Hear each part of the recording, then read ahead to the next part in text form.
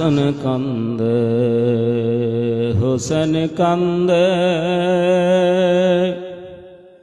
কান্দে বিবে ফাতেমা জোরে বলুন সুবহানাল্লাহ। अरे हसन कंदे हुसैन कंदे कंदे बीबी फातिमा उम्मतेर माया आए कदे नबी सुए सोनार मदीना अल्लाहुम्मा सल्ले अला सय्यिदिना मौलाना मुहम्मद वाला आले सय्यिदिना मौलाना मुहम्मद। ओगो खुदा दया करो अरे नसीब करो मदीना একবার বলুন ইয়া রাসূলুল্লাহ ইয়া রাসূলুল্লাহ। ওগো খোদা দয়া করো আরে নসিব করো মদিনা মোর নবীকে না দেখাও কবর মাঝে নিও না আল্লাহুম্মা সাল্লি আলা सय्यिदिना मौलाना मुहम्मद वाला आले सय्यिदिना मौलाना मुहम्मद। बाबाजीरा আমার আমি একটি বাংলা গজল পরিবেশন করব, একবার সুবহানাল্লাহ বলুন তো। সুবহানাল্লাহ। ওগো চাঁদ তুমি বলে দাও আমার নবীজি কোথায়। ওগো চাঁদ তুমি বলে দাও আমার নবীজি কোথায়। কোথায় গেলে পাব নবীকে, কোথায় গেলে পাব নবীকে মোর নবীর রোজায়। ওগো চাঁদ তুমি বলে দাও আমার নবীজি কোথায়। বলুন ইয়া রাসূলুল্লাহ। ইয়া রাসূলুল্লাহ। লক্ষ লক্ষ হাজিরা হজ পাকে যায়, খোদার কাবাকে তারা জড়িয়ে কয়। সুবহানাল্লাহ। লাখো লাখো হাজিরা হজ পাকে যায়, খোদার কাবাকে তারা জড়িয়ে কয়। ওগো কাবা তুমি বলে দাও আমার নবীজি কোথায়। ওগো চাঁদ তুমি বলে দাও আমার নবীজি কোথায়। আল্লাহুম্মা সাল্লি আলা সাইয়্যিদিনা মাওলানা মুহাম্মদ ওয়ালা আলে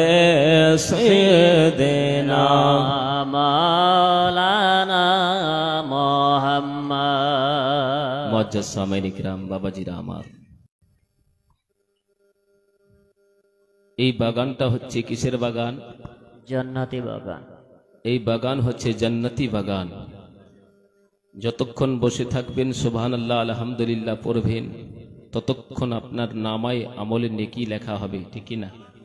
আর আপনি জালসা শুনতে এসে যদি চুপ করে বসে থাকেন, একবার সুবহানাল্লাহ বলে 90টি নেকি পাওয়া যাবে। সুবহানাল্লাহ। আপনারা সুবহানাল্লাহ কেন বলবেন না? সুবহানাল্লাহ যত বলবেন তত নেকি, বুঝতে পারছেন? এই গ্রামের নাম তিলকগঞ্জ। যাই হোক, তাই একটা গজল আমি বলতে চাই, একবার সুবহানাল্লাহ বলুন তো। সরজমিনে তিলকগঞ্জে নবীর মাহফিল দেখো না। জোরে বলুন। कि सरज़मीने तिलकगंजे नबीर महफिल देखो ना। सरज़मीने तिलकगंजे नबीर महफिल देखो ना। अरे बसे आछे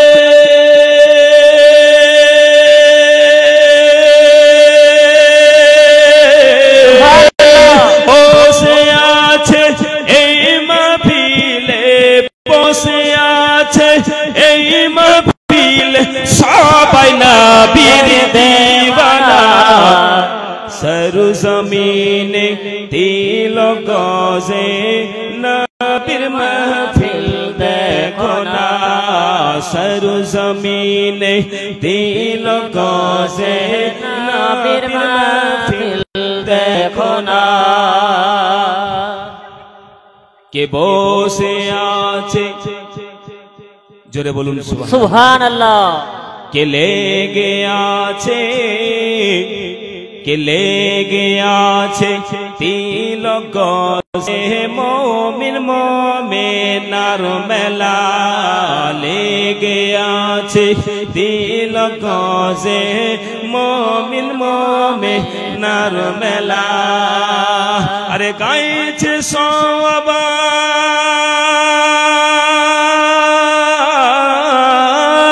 গাইছে সবাই এক সুরে, গাইছে সবাই এক সুরে নূর নবীজির তারানা। সরজমিনে তিলকগঞ্জে নবীর মাহফিল দেখো না। মুআজ্জাজ সামিঈন ইকরাম, আপনি যদি এই দোয়াটা, যে দোয়াটা আজকে বলে যাচ্ছে, এই দোয়া যদি আপনি আপনার বাড়িতে পড়তে থাকেন, আপনার বাড়িতে আপদ বিপদ বালা মুসিবত আসবে না। তাই কবি কি বলছেন, জোরে বলুন সুবহানাল্লাহ। সুবহানাল্লাহ। के मुस्तफा वल मुर्तजा व बनाहुमा वल फातिमा। मुस्तफा वल मुर्तजा व बनाहुमा वल फातिमा। के मुस्तफा वल मुर्तजा व बनाहुमा वल फातिमा। সকাল সন্ধ্যা পড়লে পরে বিপদ ঘরে আসে না। সকাল সন্ধ্যা পড়লে পরে বিপদ ঘরে আসে না। সরজমিনে তিলকগঞ্জে নবীর মাহফিল দেখো না। ইকোটা একটু বেশি হয়ে গেছে, মাইক মানে একটু হালকা ইকো কমান আওয়াজটা। হ্যালো হ্যালো, ঠিক হ্যালো, ঠিক আছে, ছেড়ে দেন, আওয়াজ যেন না টানে। মুআজ্জাজ সামিঈন ইকরাম, কত সুন্দর করে আজকে আপনারা এই মাহফিল সাজিয়েছেন এবং কালকে এই মাহফিলটা থাকবে। আল্লাহু আকবার। এই পবিত্র মাহফিলে আপনারা বসে আছেন সুন্দরভাবে। রাত 12টা বেজে গেছে, ততক্ষণ আপনারা তবু আপনারা ধৈর্য সহকারে এই মাহফিলে বসে আছেন। মুআজ্জাজ সামিঈন ইকরাম, যাই হোক, আমি আয়াত তুলে ধরেছি। আল্লাহ পাক বলছেন, কে বলছেন? পবিত্র কোরআনে বলছেন মুহাম্মাদুর রাসূলুল্লাহ, মুহাম্মদ আল্লাহর রাসূল। আচ্ছা বলুন তো, নবীর মোহাব্বত, নবীর ভালোবাসা, নবীর প্রেম প্রীতি যদি অন্তরে না থাকে তাহলে আপনি লাভবান হতে পারবেন। যতই আপনি নামাজ পড়ুন, যতই ইবাদত করুন, সকল নামাজের ইবাদত আপনার বরবাদ হয়ে যাবে। কেননা নবীর মোহাব্বত অন্তরে থাকা জরুরি। কেননা আমরা নবীর উম্মত, যে নবী সুপারিশ করে গুনাহগার উম্মতানিকে জান্নাতে নিয়ে যাবে। জোরে বলুন সুবহানাল্লাহ। সুবহানাল্লাহ। ভালোবাসার জায়গা মদিনা, ভালো লাগার জায়গা মদিনা, ভালোবাসার জায়গা মদিনা, ভালো লাগার জায়গা মদিনা, ভালোবাসার জায়গা মদিনা, ভালো লাগার জায়গা মদিনা। একদিন কবরে যাব, সাথে থাকবেন শাহে মদিনা। ভালোবাসার জায়গা মদিনা, ভালো লাগার জায়গা মদিনা। সুবহানাল্লাহ বলবেন না? সুবহানাল্লাহ। এমন জায়গা কোথাও দেখি না, এমন জায়গা কোথাও দেখি না, সাজিয়েছেন দয়াল রাব্বানা। এমন জায়গা কোথাও দেখি না, সাজিয়েছেন দয়াল রাব্বানা। ভালোবাসার জায়গা মদিনা, ভালো লাগার জায়গা মদিনা। মদিনা শরীফ নূরের খাজিনা, আশিক ছাড়া অন্য বুঝে না। মদিনা শরীফ নূরের খাজিনা, আশিক ছাড়া অন্য বুঝে না। ভালোবাসার জায়গা মদিনা, ভালো লাগার জায়গা মদিনা। মুআজ্জাজ সামিন ইকরাম, আমরা মুসলমান, সুন্নি মুসলমান। আচ্ছা বলুন তো, আপনারা নামের মুসলমান না কামের? নামের, কামের তো নাই। কি হযরত, যদি কামের হতেন তাহলে নামাজ পড়তেন, রোজা রাখতেন, দিনে ইসলামের পথের পথিক হতেন, সঠিক পথকে অবলম্বন করতেন।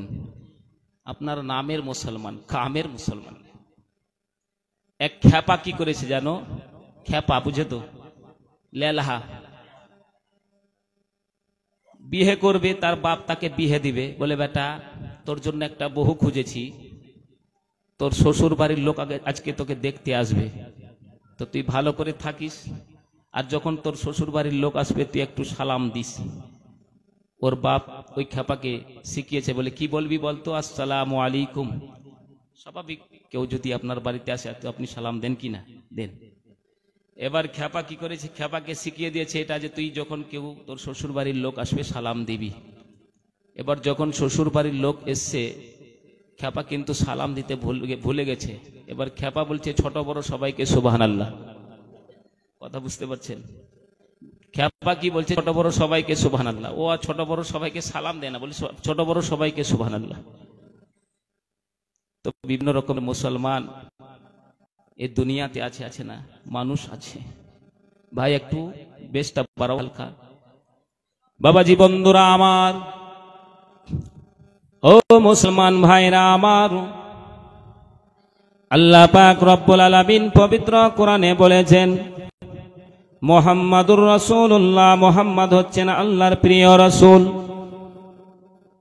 আচ্ছা বলুন তো, নবী পাক সাহেব লাউলাক রহমতুল লিল আলামিন নবী যখন দুনিয়ার বুকে এসেছিলেন, ইয়া রাব্বি হাবলি উম্মতি বলে কাঁদছিলেন না? তো মুআজ্জাজ, যেই নবীর কারণে আমরা দুনিয়াতে এসেছি, সেই নবীর মোহাব্বত অন্তরে রাখবো না? নবীর প্রতি বেশি বেশি দরুদ পড়বো না? মুআজ্জাজ হাদিস পাকের মধ্যে রয়েছে, হযরতে আব্দুল্লাহ ইবনে মাসউদ রাদিয়াল্লাহু তাআলা আনহু থেকে বর্ণিত, তিনি বলেন আল্লাহর নবী ইরশাদ করেন, যে ব্যক্তি আমার প্রতি বেশি বেশি করে দরুদ পড়বেন, কাল কিয়ামতের দিনে ওই ব্যক্তির নিকটবর্তী আমি নবী মুস্তাফা হব। জোরে বলুন সুবহানাল্লাহ। দরুদ পড়লে আপনার ঈমান মজবুত হয়, দরুদ পড়লে আপনার নামায় আমলে নেকি লেখা হয় কি না? তো যাই হোক বাবা আমার, আমি ওদিকে আর যাব না। আমি মুহাম্মাদুর রাসূলুল্লাহ পবিত্র কোরআন থেকে আয়াত তুলে ধরেছি। আল্লাহ পাক রব্বুল আলামিন পবিত্র কোরআনে বলছেন, মুহাম্মাদুর রাসূলুল্লাহ, মুহাম্মদ আল্লাহর প্রিয় রাসূল। ও বাবাজি বন্ধুরা আমার, সোনা মানিকরা আমার, আল্লাহর নবী সাল্লাল্লাহু আলাইহি ওয়াসাল্লাম আকা মুস্তাফা একদিন তাহাজ্জুদের নামাজের জন্য উঠেছে। আমরা নামাজ পড়ি, কে কে নামাজ পড়ে হাত উঠান তো। বাপরে, সব তো নামাজির বেটা নামাজি। দেখেন দু চারজন হাত উঠিয়েছে, বাদ বাকি কেউ আর হাত উঠায়নি। আচ্ছা, কারা নামাজ পড়েন না হাত উঠান তো। ওরে বাপরে, এরা তো সবটি নামাজ, এর বাপরও নামাজ, এর 14 গোষ্ঠী নামাজ। সুবহানাল্লাহ। আচ্ছা, যারা নামাজ পড়েন না হাত উঠান তো, নামাজ পড়বো মৌলভী সাহেব ইমাম ইনশাআল্লাহ। যা, কেউ বলছে ইনশাআল্লাহ। সুবহানাল্লাহ। কেমন গো আপনারা গো, আল্লাহ পাক নামাজ আমাদের প্রতি ফরজ করেছে, নামাজ মাপ নাই। যখন মরবেন তো তখনই বুঝতে পারবেন। নামাজ ফরজ করেছে, নামাজ আপনার জন্য মাপ নাই। কাল কিয়ামতের দিনে সর্বপ্রথম নামাজের কথা জিজ্ঞাসা করা হবে, তখন কি জবাব দিবেন? নামাজ তো পড়েননি, কি জবাব দিবেন? নামাজ পড়বেন তবে তো। বাবাজি বন্ধুরা আমার, ও সোনা মানিকরা আমার, কথাটা শুনে নেবেন বাবা। আমার বিশ্ব নবী সাল্লাল্লাহু আলাইহি ওয়াসাল্লাম তাহাজ্জুদের নামাজের জন্য উঠেছে গো বাবা। এদিকে নবী পাকের একজন সাহাবী, যার নাম হচ্ছে রাবিয়া ইবনে কাব। রাবিয়া ইবনে কাব আল্লাহর নবীকে বলছেন, ইয়া রাসূলুল্লাহ, ইয়া হাবিবাল্লাহ, নবী গো আপনি তো নামাজ আদায় করবেন। ইয়া রাসূলুল্লাহ, নবী গো আমি রাবিয়া ইবনে কাব, আমার দিলে তামান্না রয়েছে, আমার দিলে আকাঙ্ক্ষা রয়েছে, দিলের আরজু রয়েছে। ইয়া রাসূলুল্লাহ, নবী গো আপনি নামাজ আদায় করবেন, নামাজের আগে ওযু করবেন। আমি রাবিয়া ইবনে কাব ওই ওযুর পানিটা আমি নিয়ে আসব। সুবহানাল্লাহ। আল্লাহর নবী সাল্লাল্লাহু আলাইহি ওয়াসাল্লাম যেমন এই কথা বেরাদার নবী পাককে রাবিয়া ইবনে কাব বলেছেন। রাবিয়া ইবনে কাব আমার বিশ্ব নবী আকা মুস্তাফার জন্য ওযুর লোটাতে পানি নিয়ে এসেছে বাবা। পানি নিয়ে আসার পরে আমার আকা মুস্তাফা বলেন, ওগো রাবিয়া ইবনে কাব, লোটার পানিটা আমাকে দাও, আমি ওযু করি। আমার বিশ্ব নবী সাল্লাল্লাহু আলাইহি ওয়াসাল্লাম যখন এই কথা বললেন, বলার পরে বাবা আমার রাবিয়া ইবনে কাব বলছে, ইয়া রাসূলুল্লাহ, ইয়া হাবিবাল্লাহ, নবী গো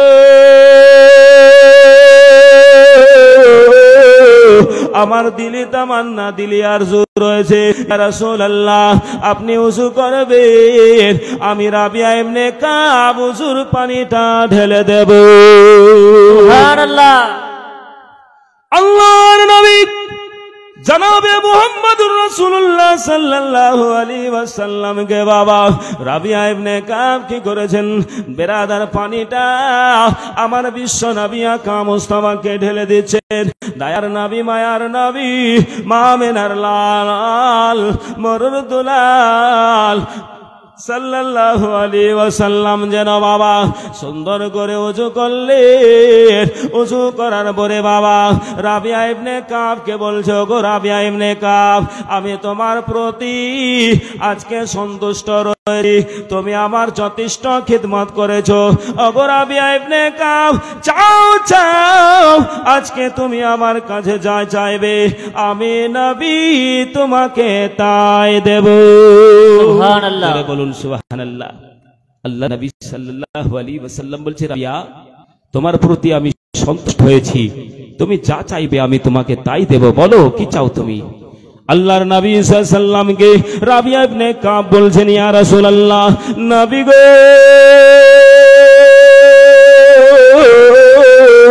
ইয়া রাসূলুল্লাহ, ইয়া হাবিবাল্লাহ নবী, আমি যা চাইবো আপনি তাই দেবেন। আমার নবী পাক বলছে, রাবিয়া তুমি আমার কাছে যা চাইবে আমি আজকে তোমাকে নবী তাই দেব। বাবাজি বন্ধুরা আমার নবী পাক সাহেবে লাউলাক সাল্লাল্লাহু আলাইহি ওয়াসাল্লাম যেমন এই কথা বললেন, আল্লাহ নবী বলছেন, রাবিয়া তুমি আমাকে আজকে সন্তুষ্ট করে দিয়েছো। আমি নামাজ আদায় করতাম, তুমি আমার সুতোগুলোকে নিজের বুকের মধ্যে রেখেছো যত্ন সহকারে। ও রাবিয়া ইবনে কাব, আমি নবী তোমাকে চাই চাইবে আজকে তাই দিব। রাবিয়া ইবনে কাব বলছে, ইয়া রাসূলুল্লাহ নবী গো, যখন আপনি দুনিয়ার বুক থেকে পর্দা হয়ে যাবেন, ইয়া রাসূলুল্লাহ নবী গো, ইয়া হাবিবাল্লাহ নবী, যখন আপনি দুনিয়ার বুক থেকে পর্দা হয়ে যাবেন, জান্নাতের মধ্যে থাকবেন, জান্নাতে চলে যাবেন, ইয়া রাসূলুল্লাহ নবী গো, আপনি তো জান্নাতেও নামাজ আদায় করবেন। আমি রাবিয়া ইবনে কাব ওই জান্নাতের মধ্যে আপনার ওযুর পানিটা আমি রাবিয়া ইবনে কাব যেন নিয়ে আসি। আল্লাহর নবী সাল্লাল্লাহু আলাইহি ওয়াসাল্লাম বললেন, ওগো রাবিয়া ইবনে কাব, যাও যাও যাও যাও, আমি নবী মুস্তাফা তোমার মনের বাসনা পূর্ণ করলাম। সুবহানাল্লাহ। মুআজ্জাজ সামিন ইকরাম, যে নবী গুনাহগার উম্মতানিকে ছেড়ে জান্নাতে যাবে না, সেই নবীর উম্মত আমরা। জোরে বলুন সুবহানাল্লাহ। কত ভাগ্যবান। জমিন আসমানে সারা জাহানে যেখানে দেখি নামে মুহাম্মদ, জমিন আসমানে সারা জাহানে যেখানে দেখি নামে মুহাম্মদ সাল্লাল্লাহু আলাইহি ওয়াসাল্লাম। জমিন আসমানে সারা জাহানে যেখানে দেখি নামে মুহাম্মদ, সুমধুর আযানে পবিত্র কোরআনে, সুমধুর আযানে পবিত্র কোরআনে, মুমিনের জবানে বলুন না নামে মুহাম্মদ, মুমিনের জবানে নামে মুহাম্মদ। জমিন আসমানে সারা জাহানে যেখানে দেখি নামে মুহাম্মদ, তৈরি হতো না আদম ঈসা নূহ ইব্রাহিম হযরত মুসা, কে তৈরি হতো না আদম হাওয়া নূহ ইব্রাহিম হযরত মুসা, মিটেছে আশা হয়নি নিরাশা, সকলের ভরসা নামে মুহাম্মদ, জমিন আসমানে সারা জাহানে যেখানে দেখি নামে মুহাম্মদ। সবাই বলুন ইয়া রাসূলুল্লাহ, ইয়া রাসূলুল্লাহ। মেরাজ রাতে আকাশের পথে ফরিস্তার সাথে গেলেন জিয়ারতে, জোরে বলুন সুবহানাল্লাহ।